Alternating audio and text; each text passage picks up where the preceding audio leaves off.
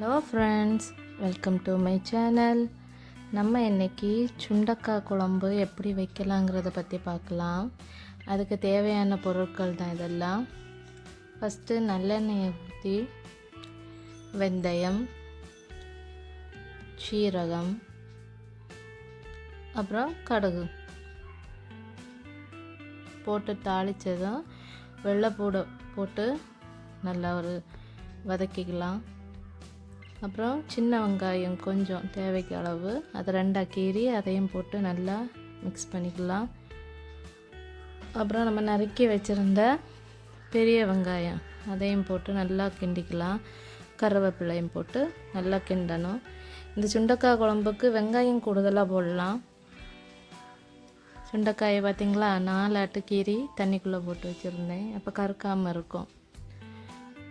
சுண்டைக்காய் அந்த வெங்காயம் நல்லா வதங்கினதும் சுண்டைக்காயை தூக்கி அதில் போட்டு நல்லா அந்த சுண்டைக்காய் வதங்குற அளவு நல்லா மிக்ஸ் பண்ணிக்கிட்டு ஒரு சின்ன சைஸ் தக்காளியை பொடியாக கட் பண்ணி அதையும் போட்டு நல்லா மிக்ஸ் பண்ணணும்.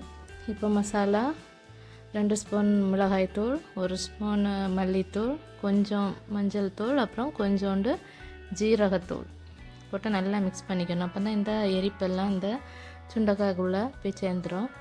அப்புறம் தேவையான அளவு உப்பு சேர்த்துக்கோங்க.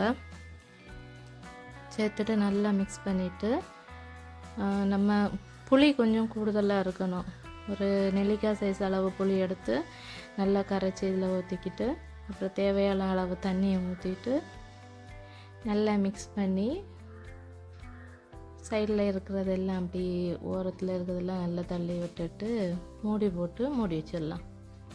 பார்த்திங்களா எவ்வளோ அழகாக கொதிக்குது.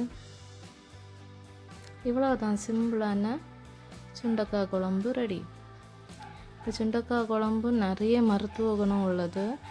இது வாரத்தில் ஒரு வாட்டியாவது இந்த சுண்டைக்காயை குழம்பு வச்சு சாப்பிட்லாம். ரொம்ப டேஸ்ட்டாக இருக்கும். எல்லாருக்கும் ரொம்ப ஹெல்த்தியான ஃபுட்டு. ஓகே, வீடியோ பிடிச்சிருந்தா லைக் பண்ணுங்கள், ஷேர் பண்ணுங்கள், கமெண்ட் பண்ணுங்கள், என்னோடய சேனலை சப்ஸ்கிரைப் பண்ணுங்கள்.